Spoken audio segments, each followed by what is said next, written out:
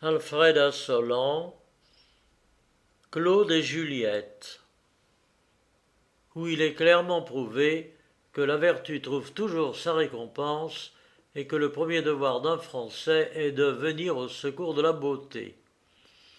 En 1846, vivait à Paris, sur les hauteurs de la place du Panthéon, un jeune peintre d'une laideur si rare que ses camarades l'avaient surnommé Quasimodo. Il avait le nez long et gros, les cheveux crépus, les yeux petits et enfoncés sous l'arcade sourcilière, la bouche fendue jusqu'aux oreilles et le menton pointu. Sa taille était droite, ses longs bras longs et nerveux, ses mains larges et fortes et ses pieds d'une longueur excessive. Le beau n'est pas toujours camarade du bon. Quasimodo était la douceur même. Il était instruit, habile dans son art, plein d'esprit, de courage et amoureux de la gloire. Un seul défaut déparait ses belles qualités et le rendait insupportable à lui-même. C'était une tristesse incurable dont il se disait le secret à personne. Il aimait la beauté avec une passion que Phidias, Raphaël et Titien seuls ont connue, et ne pouvait se regarder dans une glace sans frémir. Presque tous les hommes sont laids, il faut l'avouer, mais l'habitude, la vanité, l'ignorance des vrais principes de la beauté physique, le plaisir qu'on éprouve à se tromper soi-même, leur cachent ordinairement cette cruelle infirmité. Malheureusement, le pauvre Quasimodo avait trop étudié son art, et il était trop sincère avec lui-même pour se faire illusion. Il n'était que laid, et il se croyait effroyable. Il ne s'en consolait pas. Les railleries de ses camarades, qu'il supportait sans se plaindre, mettaient le comble à sa douleur. 20 fois il avait songé à se tuer, mais il avait 22 ans, et à cet âge, peut-on désespérer de tout? On veut vivre, ne fût-ce que par curiosité. Il n'espérait pas être aimé, il pouvait aspirer à la gloire. Et qu'y a-t-il de plus désirable sur la terre? Un soir, ses réflexions l'ayant occupé plus que de coutume, il s'accorda un sursis et résolut de vivre jusqu'à 30 ans. À cet âge, pensa-t-il, si je n'ai ni amour ni gloire, je me tuerai. Ayant pris cette sage résolution, il vit que le temps était beau, que la lune éclairait Paris, et alla se promener aux Champs-Élysées. Il avait à peine fait 100 pas dans la grande avenue lorsqu'il aperçut une jeune fille simplement vêtue et d'une tournure gracieuse qui marchait devant lui. Un gros homme, orné de breloques, d'une canne et d'épais favoris, la suivait de près, en murmurant à voix basse quelques paroles que le peintre n'entendit pas, mais dont il devina le sens. La jeune fille, sans répondre, traversa la chaussée et continua sa route sur le trottoir opposé. Le gros homme la suivit et recommença son discours. Pendant ce temps, le peintre réfléchissait. Mais que fait là cette femme? Il est minuit. Ce n'est pas l'heure où les pensionnaires courent les rues. Cherche-t-elle des aventures? Mais elle fuit, ce gros homme. Peut-être est-il trop gros? À quoi tient la vertu des femmes? Peut-être est-ce une femme vertueuse qui aime le clair de lune? Cela se voit quelquefois. Dans tous les cas, il est clair que ce gros homme la gêne fort, qu'importe qu'elle soit vertueuse ou non. Il traversa la chaussée à son tour. Voilà, se dit-il, une belle occasion de faire le chevalier errant. Bayard, sans peur et sans reproche, ne l'eût pas laissé échapper. Si j'allais au secours de la beauté en danger, c'est une de ces occasions où, si l'on n'est pas sublime, on est tout à fait ridicule. Sublime ou ridicule, oh, il y a de quoi réfléchir. Attendons encore. Oh, décidément, ce gros homme est insupportable. Quelle parole grossière a-t-il pu lui dire? La jeune fille marche comme si elle courait. Elle regarde de tous côtés. Que cherche-t-elle? Oh, un sergent de ville, sans doute.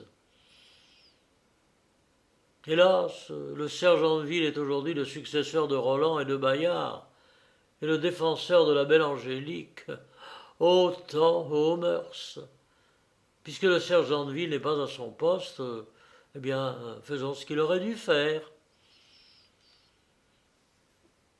Il boutonna son paletot, hâta le pas, et joignit bientôt le couple qu'il suivait. Au même instant, le gros homme terminait son discours par cette péroraison décisive. « Une chaumière est mon cœur, mademoiselle. La chaumière vaut 1 million. » Tout en parlant, il prenait la jeune fille par le bras et cherchait à l'entraîner. Celle-ci poussa un cri de frayeur. Tout à coup, le gros homme, saisi à son tour par 2 mains vigoureuses, tourna brusquement sur lui-même et se trouva face à face avec le peintre. « Mais qui êtes-vous? Comment voulez-vous » s'écria-t-il. « Je suis le cousin de mademoiselle, » répondit le peintre d'un ton ferme, « et je vous prie de chercher fortune ailleurs. »« Le cousin, ha ha, la plaisanterie est bonne. Vous êtes bien jeune pour un cousin, monsieur le défenseur des belles. » « Et cousin ou non, dit le peintre, je vous défends de la suivre. »«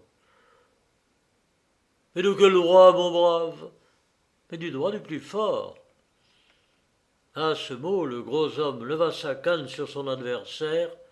Celui-ci l'arracha de ses mains et la jeta au loin. « Monsieur, s'écria le gros homme, vous me paierez cher cette injure. Donnez-moi votre adresse. » Volontiers, je m'appelle Jean-Claude et je demeure place du Panthéon 5. Eh bien, Jean-Claude, demain je vous enverrai mes témoins. C'est beau, brave homme. Je te conseille de tenir mieux ton épée que ta canne. Le gros homme s'éloigna en grommelant, et Jean-Claude, sans s'inquiéter de ses menaces, se retourna vers sa protégée pour la rassurer. C'était la plus rare et la plus naïve beauté qu'on pût voir. À quoi puis-je la comparer? Il y a des figures plus délicates, des nez mieux dessinés, des bouches plus fines. On aurait peine à trouver une physionomie plus douce et plus attrayante. Ce n'était pourtant qu'une lingère. « Qu'elle est belle !» pensa le peintre. « Dieu immortel, je vous remercie de m'avoir préservé du suicide. Mais quelle idée singulière de courir seul la nuit dans les Champs-Élysées !» Claude fut bientôt interrompu dans ses réflexions. « Monsieur, lui dit la jeune fille avec une grâce charmante, je vous remercie de m'avoir protégé contre ce méchant homme et je vous prie de me pardonner la fâcheuse querelle où vous vous êtes engagé à cause de moi. » « Mais ne parlons pas de cette querelle, » répondit avec émotion. « Je voudrais, mademoiselle, vous donner ma vie tout entière. » Elle fit un mouvement d'inquiétude. Il s'en aperçut. « Pardonnez-moi ma hardiesse, dit-il tristement.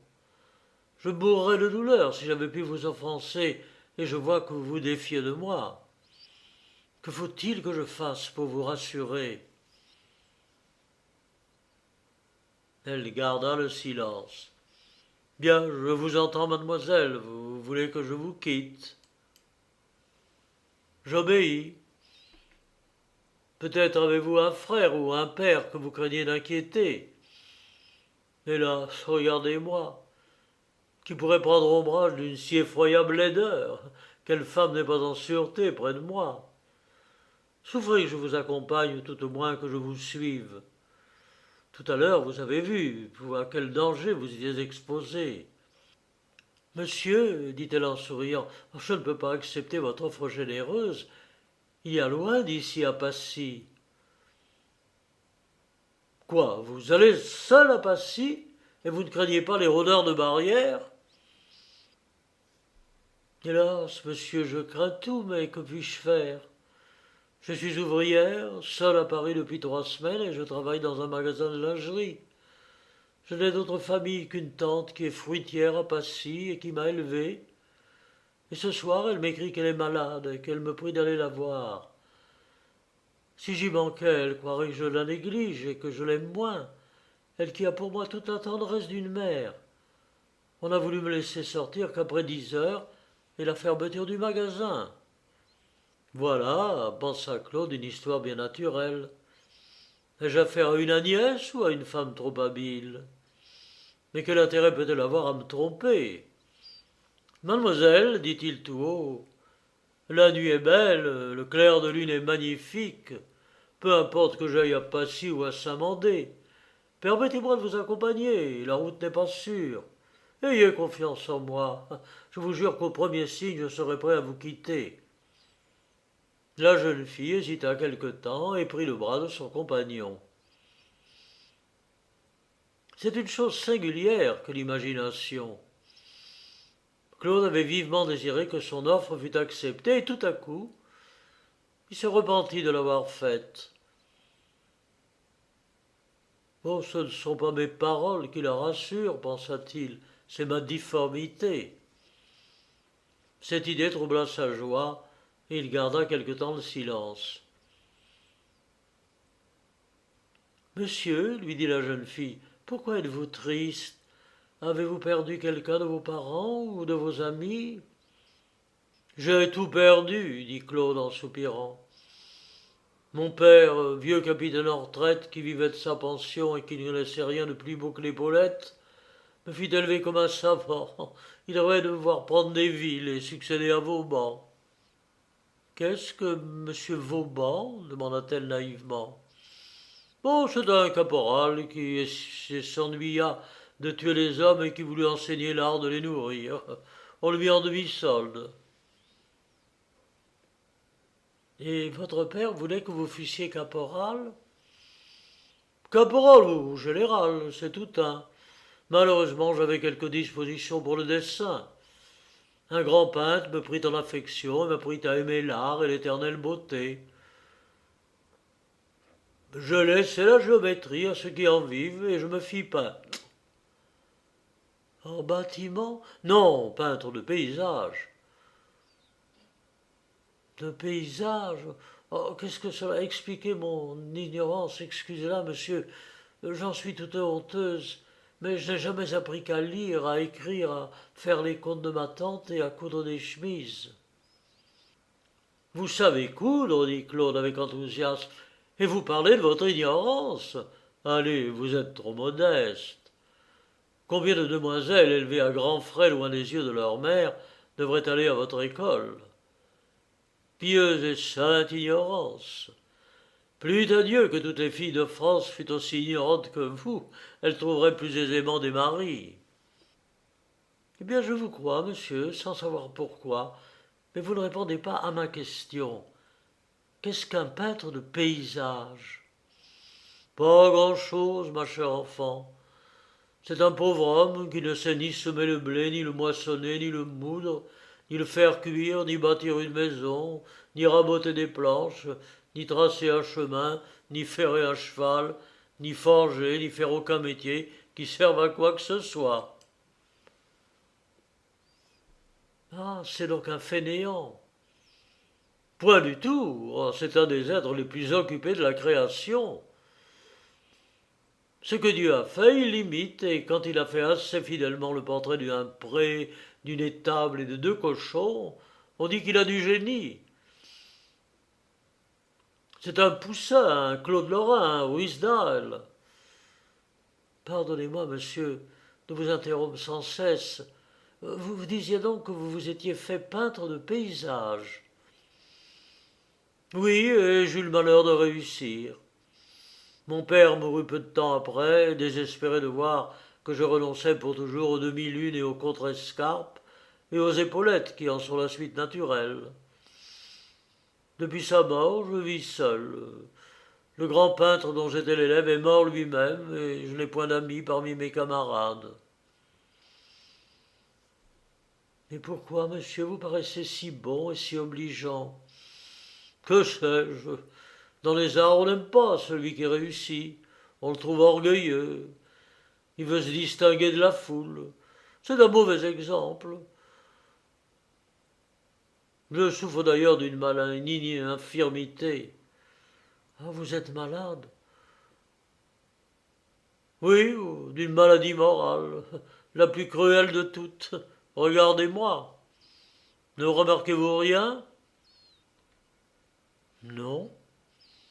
Quoi, ma laideur effroyable ne vous étonne pas? Mais pourquoi m'étonnerait-elle? Tous les hommes me semblent laids. Je ne suis pas assez habile pour juger du plus ou du moins. Eh bien, elle étonne tellement mes camarades, qui se disent mes amis, qui m'ont surnommé Quasimodo. Quasimodo, quel est ce nom-là? Oh, c'est celui d'un sonneur de cloche, bossu, boiteux et borgne, qui devint amoureux d'une duchesse et qui se pendit par amour pour elle. Y a-t-il longtemps? Au temps de Napoléon. N'était-ce pas un dimanche? Précisément. Et n'est-ce pas depuis ce temps que le dimanche d'après Pâques a pris son nom? Comme vous dites, vous ne lisez donc pas de romans? Jamais ma tante me l'a défendu. Mais quel âge avez-vous? 17 ans. Et comment vous appelez-vous? Juliette. Juliette, Juliette, que ce beau nom est doux. Les deux promeneurs approchaient de Passy. Claude était ravi de l'extraordinaire naïveté de la jeune fille. La naïveté n'est pas le défaut des Parisiennes, ni peut-être des femmes de France, à quelque degré de l'échelle qu'on les prenne. Il offrit à Juliette de faire son portrait secrètement et de l'offrir à la vieille tante le jour de sa fête. Il prit l'intérêt le plus vif au récit de tous les petits chagrins de la jeune fille et des persécutions de ses camarades qui se moquaient de sa simplicité. Enfin, il obtint la promesse qu'elle viendrait le voir dans son atelier le dimanche suivant et qu'il pourrait commencer son portrait ce jour-là. Il était temps car ils arrivaient à la porte de la fruitière. Claude, le cœur pénétré d'une joie inconnue, offrit d'attendre la jeune fille. Mais elle le remercia de son offre obligeante. Demain matin, dit-elle, je retournerai à Paris en omnibus. Claude partit comme un trait et courut jusqu'au matin dans les bois de Saint-Cloud et de Ville-d'Avray. Il criait, il chantait, il bondissait, il se livrait à toutes les folies que connaissent ces jeunes gens qui ont le bonheur d'aimer. Dieux immortels, s'écriait-il, je ne suis plus le laid, le difforme, le triste Quasimodo, le rebut de l'espèce humaine. J'aime et l'amour m'a fait ton égal, ô puissant Jupiter. L'amour est le plus puissant des dieux. Ô resplendissantes étoiles, monde lointain qui roulez à travers les espaces, parmi les êtres innombrables qui vous habitent, y en est-il jamais un être plus heureux, plus vivant, que heureux que moi? Mais que me manque-t-il aujourd'hui? Qu'elle m'aime à son tour, que j'enseigne l'amour à cette âme ignorante et vierge. Mais y réussirai-je? En rentrant chez lui, il esquissa de mémoire le portrait de la jeune fille et la représenta donnant le bras à un homme qui tournait le dos au spectateur. Comme il terminait cette esquisse, un de ses anciens camarades d'atelier entra. « Bonjour, Claude !»« Bonjour, Buridan !» Le nouveau venu était un grand garçon, bien fait, robuste, content de lui-même et d'un talent médiocre. Il regarda l'esquisse de Claude par-dessus son épaule. « Tu pris cette fille-là, dit-il. C'est une cousine. Je t'en fais mon compliment. Les cousines sont très présentables dans ta famille. Est-ce qu'elle a posé pour toi? Non, je fais son portrait de mémoire. Quelle mémoire? Celle du cœur? Oh, Buridan, tu m'ennuies. Oh, tu fais le mystérieux avec un ami, c'est mal. Il n'y a pas de mystère. Hier, je me promenais, j'ai rencontré une jeune fille charmante qui se débattait contre un gros homme à breloques.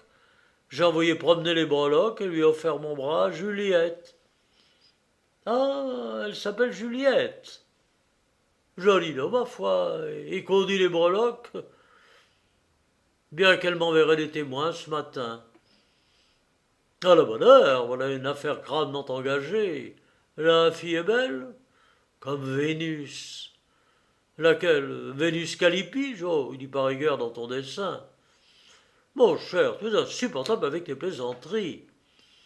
Et toi, avec tes réticences, n'ai-je pas le droit de m'informer si elle est maigre? Mais moi je pense sur ce point comme le magnifique sultan. Je n'aime que les femmes cylindriques. Non, laisse là le sultan. Veux-tu être mon témoin?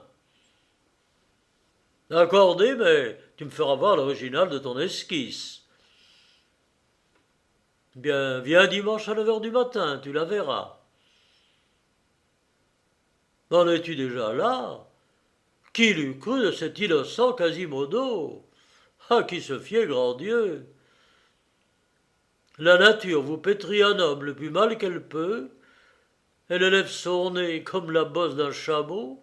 Elle enfonce ses yeux comme des trous de vrille.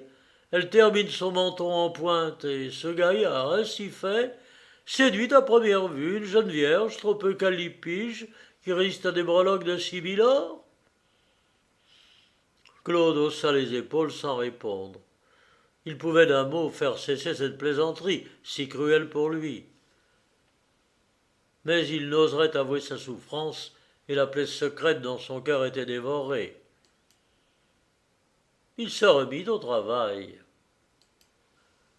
Terrible duel, heureux déjeuner, comment le beau Buridan mit la nappe aidé de la jeune Pasithea. On frappa à la porte et 2 hommes boutonnés jusqu'au cou entrèrent. Messieurs, dit l'un d'eux, qui de vous est monsieur Jean-Claude? C'est moi, répondit celui-ci. Monsieur, continua l'orateur d'un ton diplomatique, vous avez gravement insulté monsieur le comte de Seckendorf, et nous venons de sa part vous demander une réparation. Monsieur, dit Claude, votre ami n'est-il pas un gros homme avec des favoris noirs, des breloques et une canne? Précisément. Et de quoi se plaint-il? D'une grave injure. Il ne nous a donné aucun détail. Bien, je vais vous en donner, moi. Monsieur le comte de Seckendorf a insulté hier une jeune fille sans défense. Je passais, j'ai voulu la protéger. Il a levé sur moi sa canne, je l'ai arrachée de ses mains et jetée sur la chaussée. Voilà toute l'injure. C'est à vous, messieurs, de voir quelle réparation peut demander votre ami. Monsieur, dit celui qui avait déjà parlé, ceci ne nous regarde pas. Seckendorf veut se battre et il se battra. Comme il vous plaira. Monsieur le comte de Seckendorf est-il français? Non, monsieur, il a comme moi l'honneur d'être prussien. Je vous en fais à tous deux mon compliment. Bon, soyez assez bon, monsieur, je vous prie, pour lui dire de ma part que cette querelle est une vraie querelle d'Allemands. Du reste, je suis à ses ordres. Quelle est votre heure? 3 heures. Votre arme? Le sabre. Et le lieu? Vincennes, derrière les bosquets d'Idali. Les 2 envoyés sortirent. Sais-tu te battre? Dit Buridan. Oh, pas du tout. Mais le poussière va le découper comme une mauviette. Je l'en défie, dit Claude. J'ai le poignet solide, le pied leste et du sang-froid. Ces 3 choses valent bien 100 leçons de grisier. À 3 heures, Claude, accompagné de Buridan et d'un autre témoin, arrivait au bosquet d'Idali. Il y trouva son adversaire. Les sabres mesuraient, les cérémonies d'usage terminées, les 2 adversaires se mirent en garde. Dès la première passe, les 2 témoins de Claude frémirent. Seckendorf était de première force au sabre. Claude seul ne désespéra point. Il s'escrimait d'estoc et de taille, attaquant toujours avec une vivacité inouïe et ne cherchant pas à se défendre. La seule chose prudente qu'il put faire était de ne montrer aucune prudence. Au bout d'une minute, il reçut dans la poitrine la pointe du sabre du Prussien et tomba. Le vainqueur essuya proprement son sabre sur l'herbe, endossa sa redingote et partit avec ses témoins, sans prononcer une parole. Claude s'évanouit, on le transporta chez lui. La blessure est grave, dit le chirurgien Buridan, mais il n'en mourra pas, le sang qu'il a perdu est la seule cause de sa faiblesse. Buridan s'assit à côté du lit et prit soin du blessé. Le dimanche suivant, Claude était hors d'affaire. Trop faible encore pour se lever, il ne songeait plus qu'à la visite de Juliette. Dès 5 heures du matin, il s'agitait impatiemment dans son lit. 9 heures sonnèrent et une main légère frappa à la porte. « Vénus est exact comme un huissier, dit Buridan. Oh, au nom du ciel, dit Claude, ouvre la porte et épargne-lui les mauvaises plaisanteries. Juliette entra et fut très surprise de trouver Claude dans son lit. Elle fit un pas en arrière. « Ah, pardon, monsieur, dit-elle, je me trompe sans doute. » « Non, vous ne vous trompez pas, céleste jeune fille, dit le beau Buridan. Vous êtes ici dans le palais de Raphaël. Malheureusement, Raphaël a reçu un coup de sabre dans le sternum, et je remplis par intérim le rôle de grand maître des cérémonies. » « Quoi, vous êtes blessé, monsieur, et à cause de moi, peut-être ?» « Me rassurez-vous, mademoiselle, dit Claude, c'est une blessure très légère, et je suis trop heureux. » « De mourir à votre service, interrompit Buridan. Oui, mademoiselle, des chevaliers français, tel est le caractère. Buridan, s'écria Claude, viens ici. Scélérat, lui dit-il tout bas, tu veux donc me faire mourir? Tu vas l'effrayer, l'obliger de partir. Je me sens de l'appétit, allez, va commander le déjeuner. Pour 3 demanda le peintre. Assurément. Buridan sortit. La belle Juliette s'approcha de Claude et lui dit d'une voix émue. Combien je regrette, monsieur, le malheur qui vous frappe. Je ne me consolerai jamais d'en avoir été la cause. Mademoiselle, dit Claude, voulez-vous guérir d'un seul coup ma blessure et me rendre plus heureux que je ne le fus jamais? Donnez-moi votre main. Juliette l'attendit avec un sourire charmant. Le bon Claude la baisa avec une telle dévotion que la jeune fille rougit et alla s'asseoir près de la fenêtre. Bon, je viens de l'effrayer comme un sot, pensa Claude. Oh, malheur éternel! Je l'adore, mais elle ne m'aimera jamais. Des deux côtés, le silence devenait embarrassant. Le peintre vit que Juliette allait sortir. Il fit un effort sur lui-même. « Mademoiselle, dit-il, reconnaissez-vous cette esquisse que j'ai commencée le lendemain de notre rencontre ?» Elle la regarda et la trouva fort ressemblante. « Oh, monsieur, dit-elle naïvement, que vous m'avez faite belle. Est-ce le portrait que vous voulez me donner pour la fête de ma tante ?»« Non, non, Juliette, ceci est un souvenir que je garderai éternellement de la première heure de ma vie où j'ai goûté un bonheur parfait. Quant à votre portrait, vous l'aurez si vous voulez poser seulement quelques heures devant moi. » « Oh oui, monsieur, aussi longtemps que vous voudrez, ma tante sera bien heureuse. » Buridan rentra, suivi d'un garçon de restaurant qui portait dans ses bras un déjeuner fort convenable. Le vin surtout n'y manquait pas.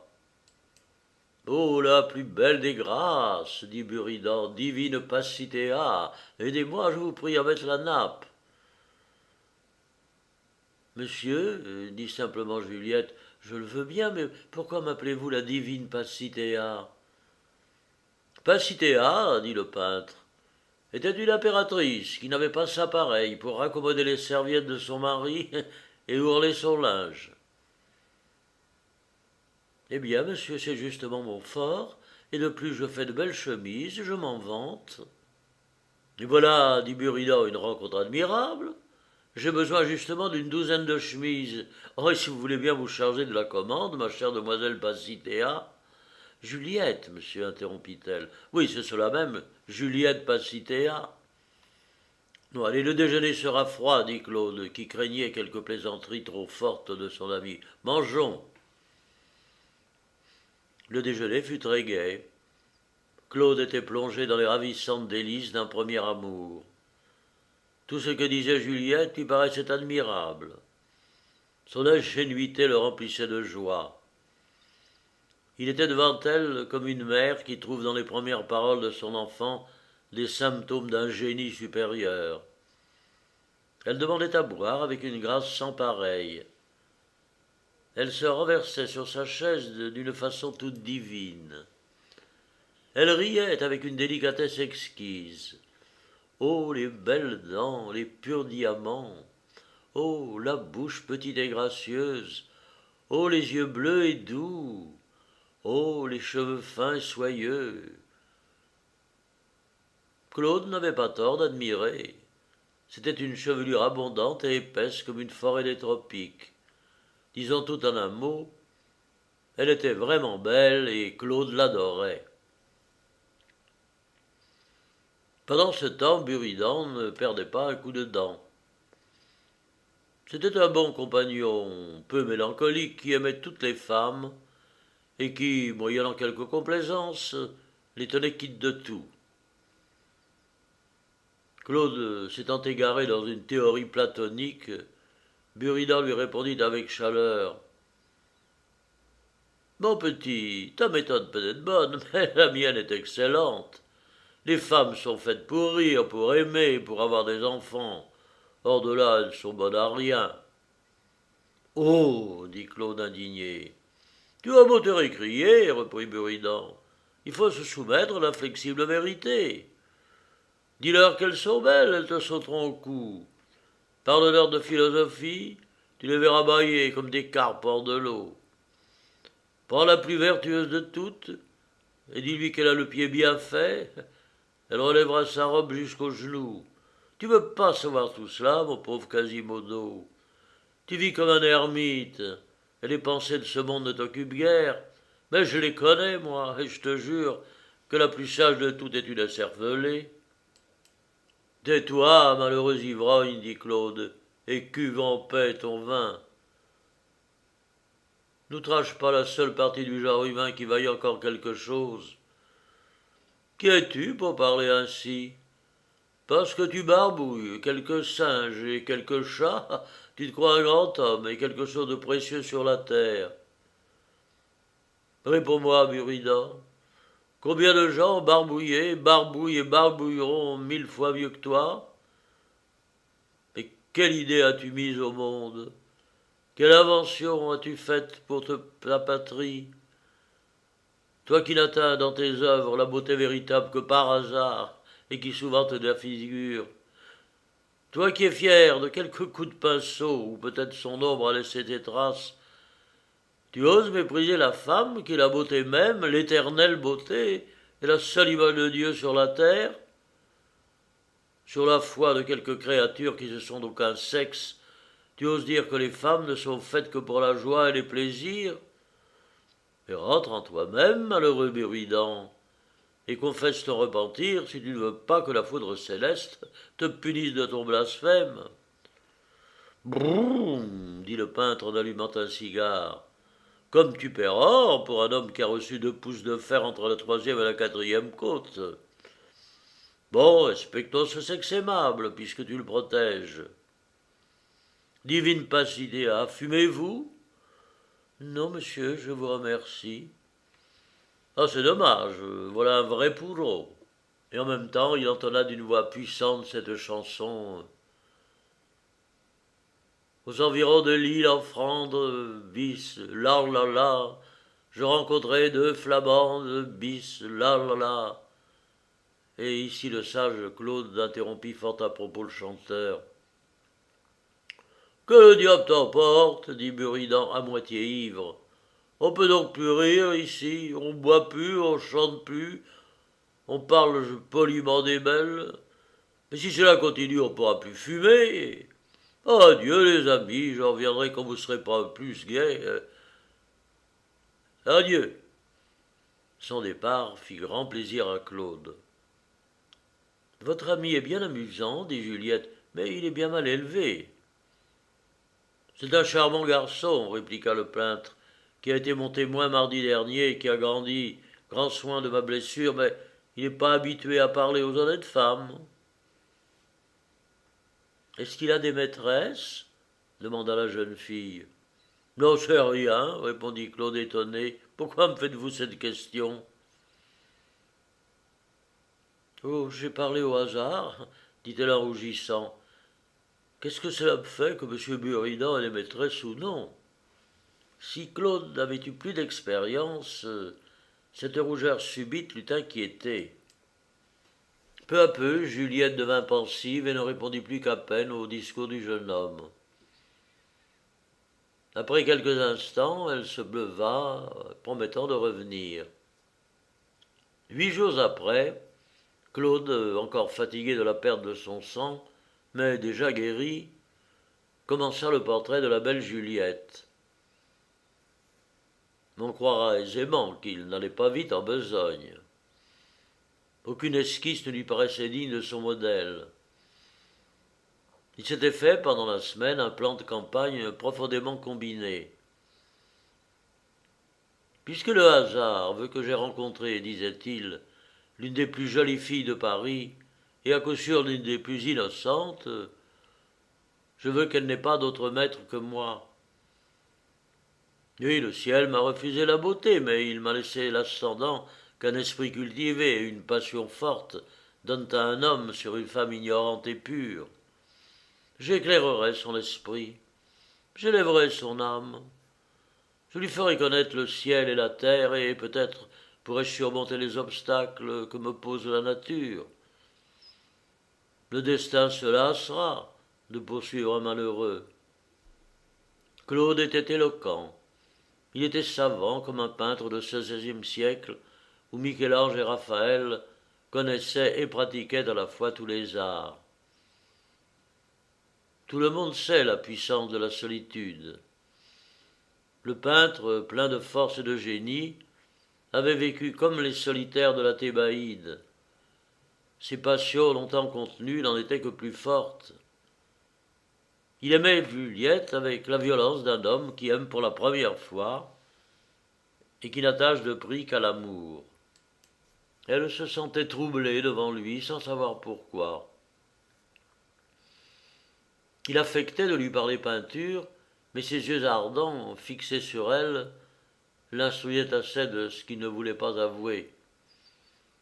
Il était heureux d'aimer, mais le sentiment de son irrémédiable laideur glaçait la parole sur ses lèvres. Le triste nom de Quasimodo lui revenait sans cesse à l'esprit. La laideur n'est-elle pas, comme la vieillesse, l'antipode de l'amour?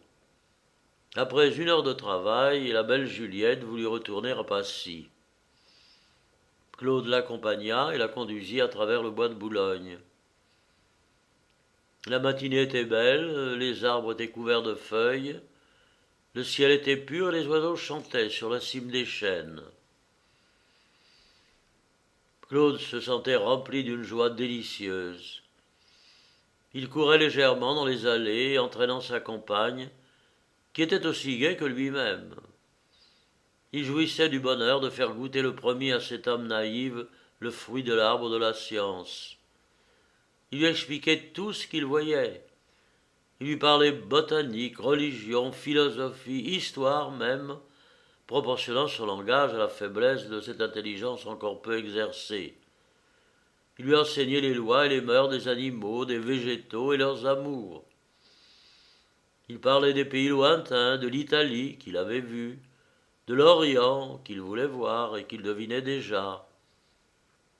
La jeune fille écoutait ses discours avec une admiration profonde, Elle comprenait tout et elle questionnait toujours. Au sortir du bois, Claude voulut se retirer. Mais pourquoi ne venez-vous pas avec moi dit-elle. Votre tante ne me connaît pas. Elle vous connaît parfaitement. Croyez-vous que je n'ai point parlé de vous le premier jour et du service que vous m'avez rendu? Suis-je si ingrate? Ma tante sera ravie de vous voir. Elle sait la surprise que vous lui ménagez et serait offensée si vous refusiez de venir chez elle. Mais par le Dieu vivant, pensa le peintre, mais je suis en veine aujourd'hui. Une journée toute entière avec elle, aurais-je osé l'espérer? Là-dessus, sans faire la moindre objection, il suivit la jeune fille et entra chez la fruitière.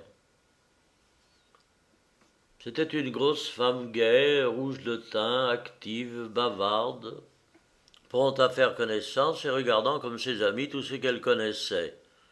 Elle était riche et 40 000 francs placés en rente sur l'État, joints au profit de son petit commerce, ajoutaient à son bonheur. Elle avait une tendresse aveugle pour sa nièce, qu'elle regardait comme le miroir de la sagesse et comme un puits d'érudition. À peine eut-elle vu le peintre qu'elle lui donna la main, le fit asseoir, le fit manger, le fit parler, et lui vanta sa nièce, de sorte qu'au bout de 3/4 d'heure, Claude croyait avoir vécu toute sa vie dans la maison et prenait goût à la fruiterie. Le dimanche suivant était le jour de la fête de la bonne femme, et il fut convenu que Claude se hâterait de terminer le fameux portrait et que la fruitière donnerait ce jour-là un grand dîner suivi d'un bal de voisins. Claude partit. À peine était-il sur le seuil que Juliette le rappela. Il accourut, léger comme un chevreuil. À propos, dit-elle, puisque ma tante donne un grand dîner dimanche, ne voulez-vous pas amener quelqu'un de vos amis? Oh, les guerres d'amis, dit Claude. Et ce monsieur qui vous a servi de témoin et qui m'appelait la divine Passidéa, comment le nommez-vous? Buridan. Oui, il est bien mal élevé, mais il nous fera rire. N'est-ce pas, tante? Tu veux bien que monsieur Claude l'invite? Si je le veux, dit la fruitière. Tu n'as qu'à parler, ma petite, et tout ce que tu demanderas te sera servi sur le champ. Je l'amènerai, dit Claude. Et vous, Juliette, ne m'accorderez-vous rien en échange? Que voulez-vous que je vous donne? Cette rose que vous tenez. La voici. Claude rentra chez lui, plein d'amour et d'illusion. Il aimait et paraît son idole de toutes les vertus. Juliette s'endormit en rêvant que Buridan l'embrassait. Grande réjouissance, Loi au marron et la famille vint et Jolle, ressemblance de M. Patruran et de Napoléon, Geneviève de Brabant et la phrénologie, pensées diverses, conclusion. Le lendemain, Buridan vint dans l'atelier de son ami. Eh bien, fit-il, comment va ton coup de sabre, chevalier de la triste figure? Oh, parfaitement, j'en serais quitte pour une cicatrice. Et qu'est devenue la petite Passidéa? Une estimable lingère de la rue Vivienne. Son portrait est-il terminé? Pas encore, elle doit venir ce soir après son travail pour me donner une séance. Heureux coquin, oh, c'est pas un bel homme comme moi qu'une pareille chance arrivera jamais. Ainsi tu n'as pas besoin de courir les rues à la recherche de l'amour. Tu as du pain sur la planche. Mais que veux-tu dire? Parbleu, il est bien clair que les petites filles ne viennent pas à 10 heures du soir dans ton atelier pour entendre les histoires de la morale en action. Mais mon cher Buridan, tu es beau, tu es bien fait, tu as de l'esprit, tu as de l'argent, mais tu n'as pas le sens commun. Apprends que je suis trop heureux d'avoir trouvé cette petite fleur des champs, cette rose sauvage poussée entre deux pavés de Paris, pour la souiller même d'un désir. Premièrement, s'il me plaisait de lui dire que je l'aime, je doute que la confidence fût bien reçue.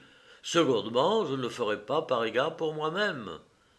L'idéal est trop rare et trop beau pour que je me hâte de le transformer en une vulgaire et prosaïque réalité.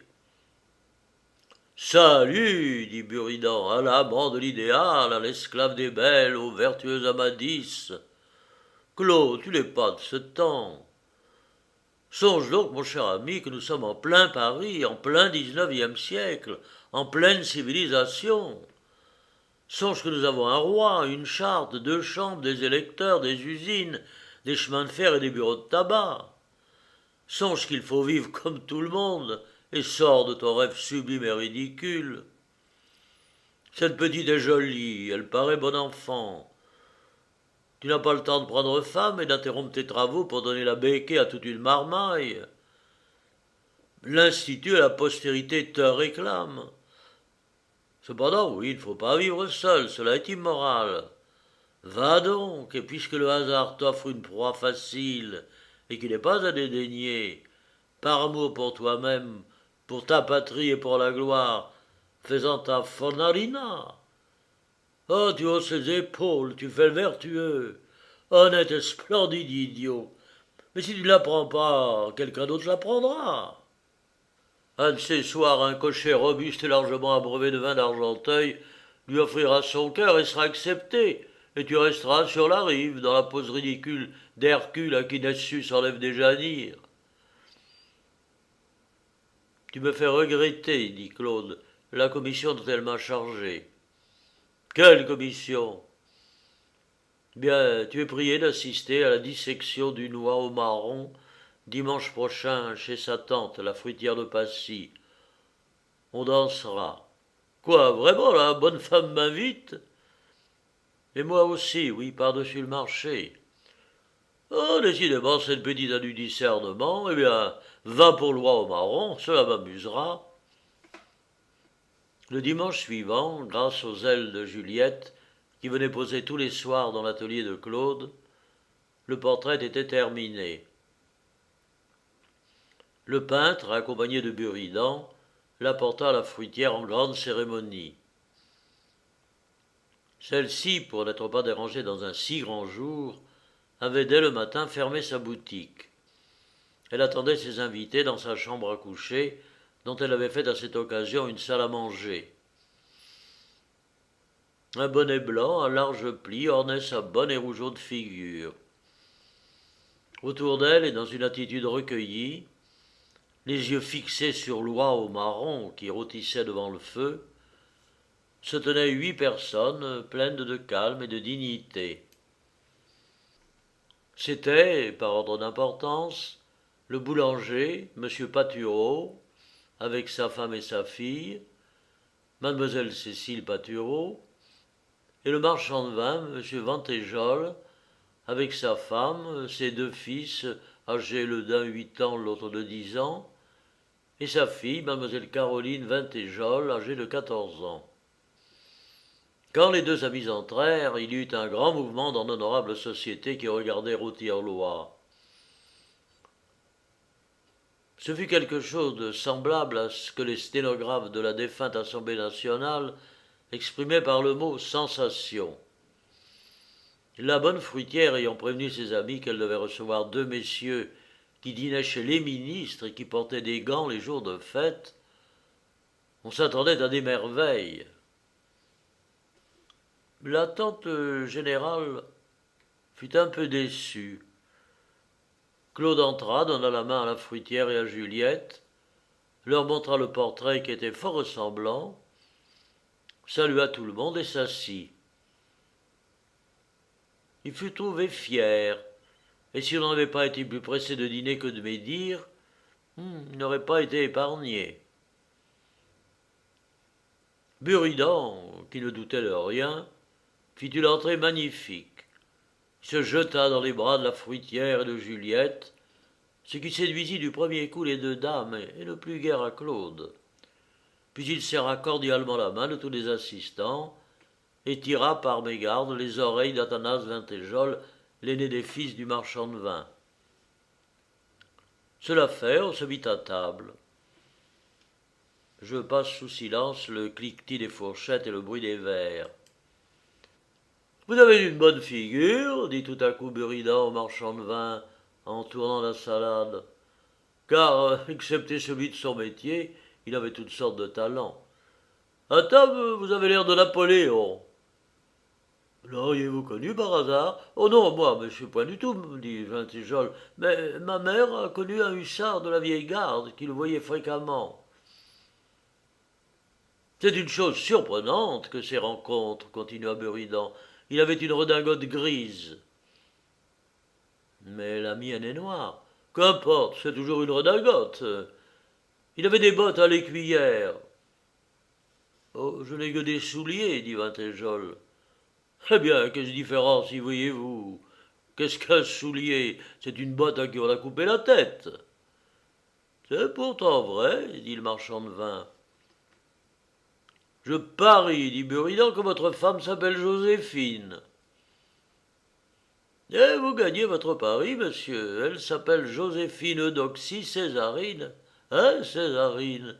Quel honneur pour toi de t'appeler Joséphine comme la femme de l'empereur des Français, roi d'Italie. Bien pourtant une différence, ajouta le peintre. Laquelle? Demanda le marchand de vin inquiet. Il avait un chapeau à cornes. Cette conclusion admirable enleva l'assemblée. Buridan devint le roi du festin. Il chanta, il fit des calembours, il imita le glouglou des bouteilles, le chant du coq, celui du canard, la veille des jours de pluie, celui de la poule amoureuse. Tous les yeux étaient fixés sur lui, et, excepté Claude, tout le monde l'admirait. Ne m'étonne pas, dit M. Patureau à sa femme, que ce gaillard-là dîne souvent chez les ministres. Si j'étais M. Guizot, il ne dînerait que chez moi. Papa, dit Cécile Patureau, prie M. Buridan de nous chanter quelque chose.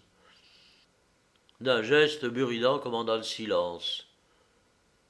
Surtout, lui dit Claude, fais attention que tu chantes devant des dames. C'est bien, austère Caton, répliqua Buridan. La recommandation de Claude fut fort mal reçue. On l'attribua à la jalousie et les dames regardèrent le peintre de travers. Maman, dit Caroline Vintéjol, qu'est-ce que c'est que ça, un austère Caton?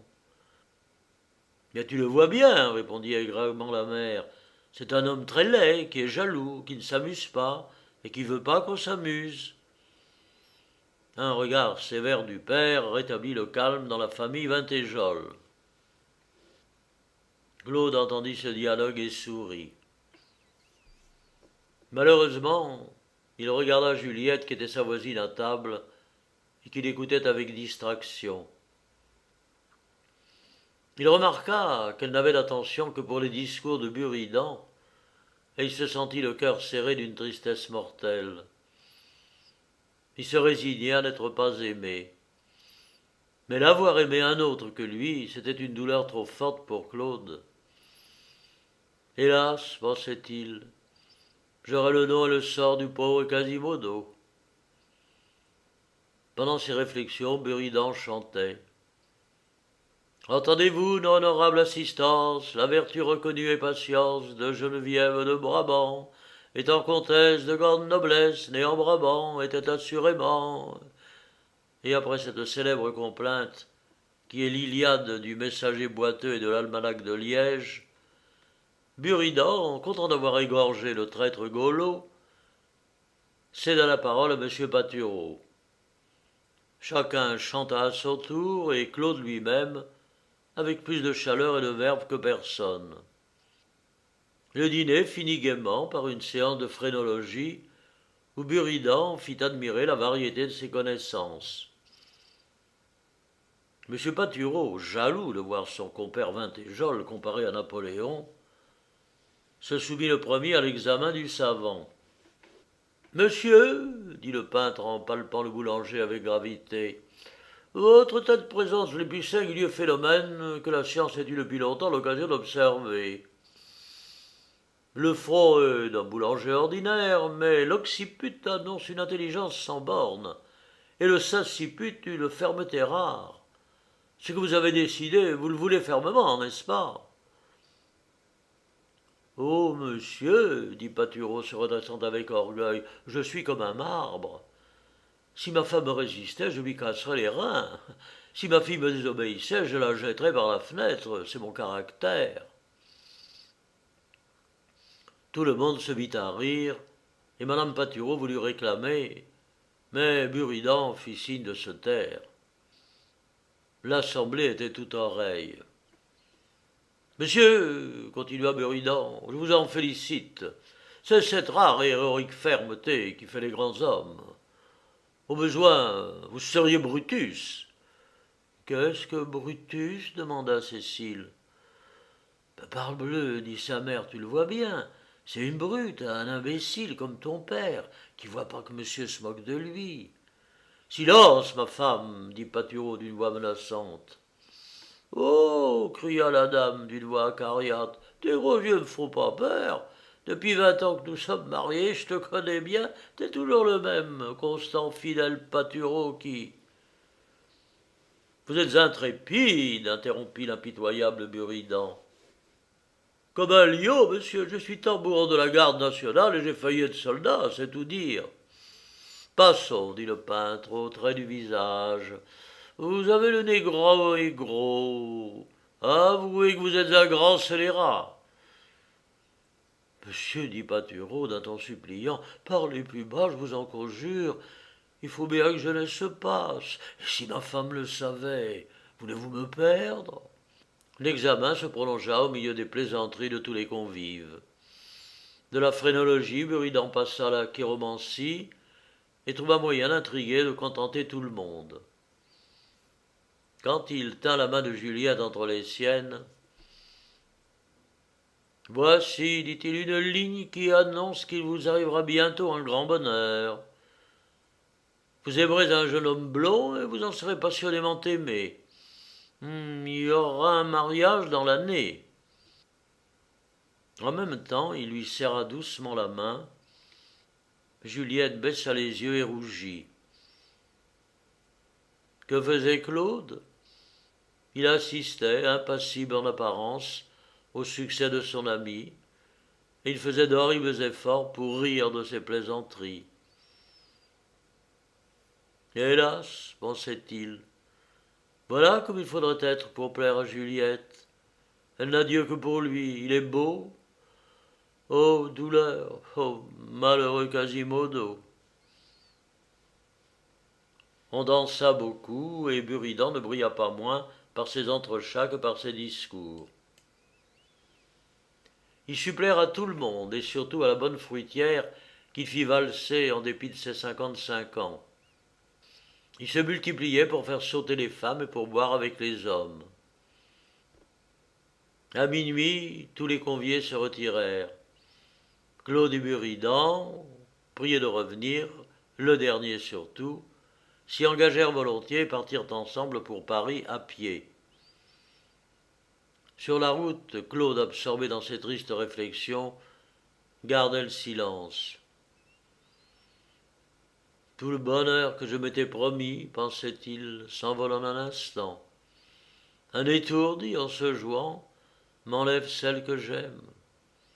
Qu'as-tu donc? Lui dit Buridan étonné. Je te reconnais pas. As-tu du vague à l'âme?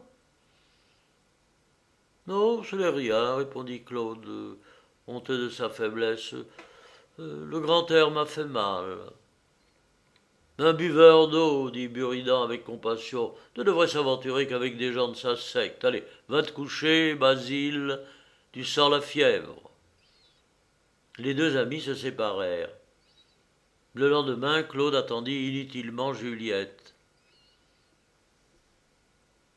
Elle ne devait plus revenir dans son atelier. 3 semaines s'écoulèrent sans événement. Le peintre avait besoin de toute sa philosophie pour ne pas aller voir la vieille fruitière. Enfin, il partit un dimanche pour Passy. « Ah, vous voilà, monsieur, dit la bonne femme en le voyant. Mais pourquoi ne venez-vous pas plus souvent?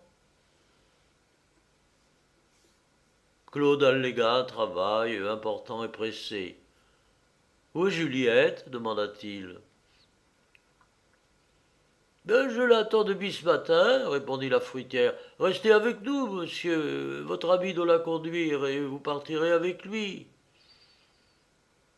Ah, c'est Buridan qui est chargé de la conduire, dit Claude, qui pâlit de douleur et de jalousie.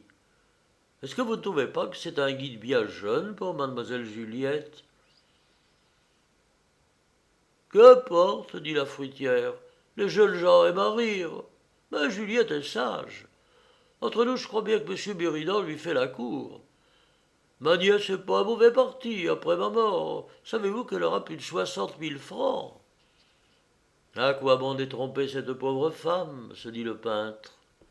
Tous mes avis ne la rendront pas plus sage. Je passerai pour un jaloux et un malhonnête homme. Enfin, Buridan et Juliette arrivèrent, les yeux brillants et pleins de gaieté.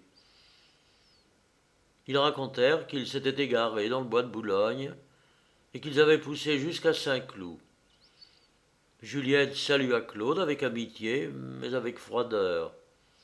Il lut son sort dans les yeux de la jeune fille et partit désespéré.